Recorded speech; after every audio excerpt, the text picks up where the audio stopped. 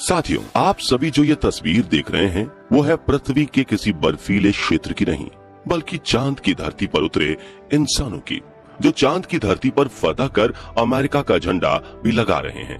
जिस तरह से आज चंद्रयान 3 की सफल लॉन्चिंग पूरी दुनिया में एक चर्चा का विषय बनी हुई है, बिल्कुल उसी तरह 54 साल पहले अपोलो 11 मिशन की लॉन्चिंग ने भी हर किसी को हैरान कर दिया था। यही वो मिशन था जिसके तहत पहली बार इंसान अपना प्लेनेट छोड़कर चांद की धरती पर उतरा था। अपोलो 11 मिशन में commander Neil Armstrong, commandant module pilot Michael Collins और lunar module pilot Buzz Aldrin शामिल थे, जो इस एडवेंचरस सफर की शुरुआत में तो बहुत ही ज्यादा एक्साइटेड थे, लेकिन चांद पर कदम रखने से मात्र चंद मिनट पहले उनके साथ कुछ ऐसा हुआ कि धरती पर मौजूद नासा मिशन कंट्रोल सेंटर के सभी एक्सपर्ट्स सकते में आ गए। यहाँ तक कि इन एस्ट्रोनॉट्स को लगने लगा था कि अब वो पृथ्वी पर कभी लौट ही नहीं पाएंगे। तो आखिर क्या हुआ था उनके साथ? चांद की सतह पर उन्हें किन किन मुसीबतों का सामना करना पड़ा और कैसे उम्मीद खो देने के बाद भी ये धरती पर सही सलामत वापस आ सके? दोस्तों, दिन था 16 जुलाई 1969। अपोलो 11 लॉन्चिंग के लिए बिल्कुल तैयार था। एस्ट्रोनॉट्स भी अपनी तैयारियां पूरी कर चुके थे। पूरी साइंटिस्ट टीम बहुत ही ज्यादा एक्साइटेड थी। लॉन्चिंग प्लेस में काफी भीड़ भाड़ थी। कैमरामैन के साथ शूट करते न्यू रिपोर्टर्स और उम्मीदों भरी नजरों से अपोलो 11 को देखते दर्शक माहौल को बहुत ही खास और यादगार बना रहे थे। इस मिशन की लॉन्चिंग को 10 लाख लोगों ने समुद्र के किनारे और राजमार्गों से देखा था। वहीं घरों और ऑफिसेज में मौजूद 60 करोड़ लोग अपने कामों को साइड करके लाइव ब्रॉडकास्टिंग के जरिए इस ऐतिहासिक मोमेंट का गवाह बन रहे थे। ऐसे में यूएस प्रेसिडेंट रिचर्ड निक्सन भी वहां पीछे रहने वाले नहीं थे। व्हाइट हाउस में मौजूद टीवी पर उन्होंने लाइव अपोलो 11 मिशन को उड़ान भरते देखा था।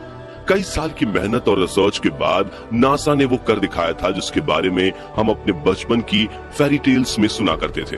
ये मिशन सुबह 9:32 पर लॉन्च किया गया, जो पृथ्वी की कक्षा में सिर्फ 12 मिनट में ही एंटर कर गया था। इसके बाद पृथ्वी की एक परिक्रमा पूरी करते ही SIVB थर्ड स्टेज रॉकेट ने उसे चांद के पथ पर अग्रसर कर दिया। इसके 30 मिनट बाद main rocket Saturn V spacecraft से अलग हो गया और स्पेसक्राफ्ट बिल्कुल सही गति से अपनी दिशा की तरफ बढ़ने लगा। फिर आया 20 जुलाई का दिन, जब मुख्य यान कोलंबिया से लूनर मॉड्यूल अलग हो गया। कोलंबिया में माइकल कॉलिंस अकेले रह गए थे और वहां से निरीक्षण कर रहे थे कि लूनर मॉड्यूल कैसा परफॉर्म कर रहा है। इधर लूनर मॉड्यूल में नील आर्मस्ट्रॉन्ग और बज एल्ड्रिन मौजूद थे, जो 20 जुलाई को चांद की सतह के बेहद करीब पहुंच गए। तीनों एस्ट्रोनॉट्स 4 दिन के सफर के बाद अपनी दुनिया से निकलकर चांद की इस दुनिया में बहुत उत्साह महसूस कर रहे थे। जब सबको लग ही रहा था कि हर एक चीज सब कुछ प्लान के मुताबिक चल रही है, तभी तीनों एस्ट्रोनॉट्स को पता चला कि ईगल निर्धारित समय से 4 सेकंड आगे चल रहा है। हमारे लिए 4 सेकंड का समय भले ही कोई खास इंपॉर्टेंस ना रखता हो, लेकिन अंतरिक्ष में हजारों किलोमीटर की स्पीड से चल रहे यान के लिए बहुत घातक साबित हो सकता है और उसे उसकी डेस्टिनेशन से मीलों दूर पहुंचा सकता है। इस 4 सेकंड का मतलब था कि ईगल निर्धारित की गई जगह पर लैंड नहीं करके कहीं और लैंड करने वाला था। अब चंद्रमा की हर जगह यान को उतारने के लायक नहीं है। वहाँ बड़े बड़े गड्ढे और उबड़ खाबड़ सतह मौजूद है, जिनसे टकराकर ईगल क्रैश भी हो सकता था। ये ऐसी सिचुएशन थी कि दोनों एस्ट्रोनॉट्स के पसीने छूटने लगे, क्योंकि यहाँ उन्हें पृथ्वी से भी हेल्प नहीं मिल सकती थी। अब अंतरिक्ष यान और चांद की दूरी महज कुछ ही किलोमीटर बची थी कि तभी एक और मुसीबत ने दस्तक दे दी, जिससे उनकी सांसें हलक में आ अटकी।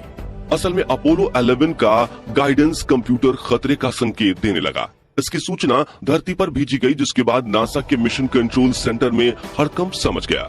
सब सोच में पड़ गए कि आखिर कंप्यूटर ऐसा संकेत क्यों दे रहा है।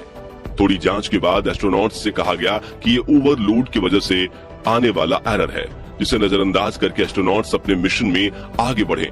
इसके बाद सबकी जान में जान आई और वो चांद पर लैंडिंग की तैयारी करने लगे। तभी नील आर्मस्ट्रॉन्ग की नजर बाहर गई। उन्होंने देखा कि ऑटो पायलट कंप्यूटर एक बहुत बड़े गड्ढे के पास यान की लॉन्चिंग करा रहा है। इसके बाद उन्होंने तेजी दिखाई और यान के ऑटोमेटिक सिस्टम को बंद करके उसका कंट्रोल अपने हाथों में ले लिया।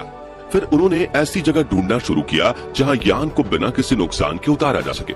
आखिरकार काफी मुश्किलों के बाद चांद पर कदम रखने का समय आ ही गया और 20 जुलाई 20:17:39 IST पर ईगल यान की चंद्रमा पर सही सलामत लैंडिंग हो गई। इसके बाद नील आर्मस्ट्रांग ने लैंडिंग की सूचना कोलंबिया में मौजूद मिचेल कॉलिंस को दी।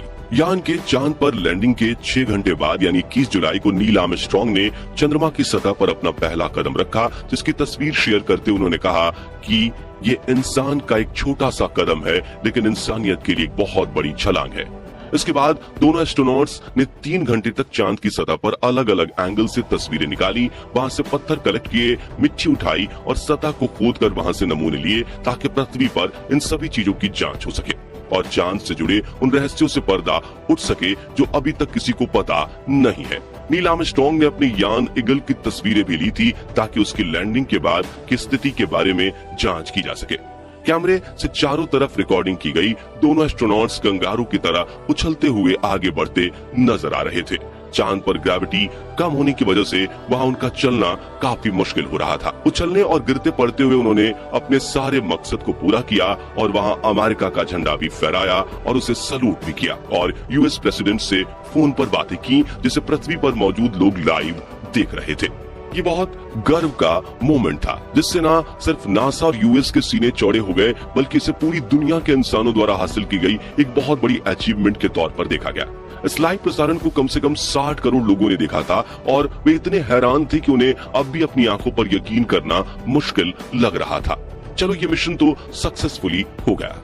सबके मन में उस समय यही चल रहा था, लेकिन अभी भी इस मिशन की मुसीबतें खत्म नहीं हुई थी। झंडा फहराकर एस्ट्रोनॉट्स जैसे ही मुड़े, उनके सामने कुछ ऐसा हुआ जिससे उनको लगने लगा कि अब वो चांद पर ही फंस चुके हैं और धरती पर कभी लौट ही नहीं पाएंगे। असल में कम ग्रेविटी की वजह से अंतरिक्ष यान के फ्यूल पाइप का प्रेशर जरूरत से ज्यादा बढ़ चुका था और फ्यूल कन्वर्ट होकर बर्फ का रूप ले रहा था। ये प्रेशर इतना बढ़ चुका था कि अंतरिक्ष यान कभी भी ब्लास्ट हो सकता था और ये ऐसी स्थिति थी जिससे एस्ट्रोनॉट्स की सांसें समझो रुक सी गईं। लेकिन 2.5 घंटे चांद पर घूमने के बाद उन्होंने देखा कि अंतरिक्ष यान के पाइप का प्रेशर कम होने लगा है और बर्फ भी पिघलनी शुरू हो गई है, जिससे उन्हें सुकून महसूस हुआ। लेकिन उनकी ये खुशी ज्यादा देर तक नहीं टिक सकी, क्योंकि एक और मुसीबत इनके सामने खड़ी हो गई। असल में अंतरिक्ष यान के दाहिनी ओर लगा एक स्विच टूटकर नीचे गिर गया था, जिसकी वजह से शॉर्ट सर्किट होने लगा और उस हिस्से की पावर कट हो गई। काफी ढूंढने के बाद एल्ड्रिन के हाथ स्विच तो आ चुका था, लेकिन उसे ठीक करना एक बड़ा चैलेंज था। खैर, जैसे तैसे करके उन्होंने उसे ठीक किया और पृथ्वी पर लौटने के अपने सफर की शुरुआत की। इसके बाद 24 जुलाई के दिन अपोलो 11 पृथ्वी पर लौट आया था। उनके स्वागत के लिए यूएस प्रेसिडेंट खुद गए थे और इन एस्ट्रोनॉट्स के सम्मान में एक पार्टी भी रखी गई, जिसमें कई देशों के पावरफुल लोगों को इनवाइट किया गया। तीनों एस्ट्रोनॉट्स ने कई देशों का दौरा भी किया, जहां से उनको बहुत प्यार और सम्मान मिला और ये रातों रात सेलिब्रिटी बन गए। तो दोस्तों, ये थी चांद पर इंसानों के पहले कदम की एक अनोखी कहानी। बाकी आज के लिए बस इतना ही। वीडियो अच्छी लगी हो तो इसे लाइक और शेयर जरूर करना और अगर आप चैनल पर नए हैं तो चैनल को सब्सक्राइब भी जरूर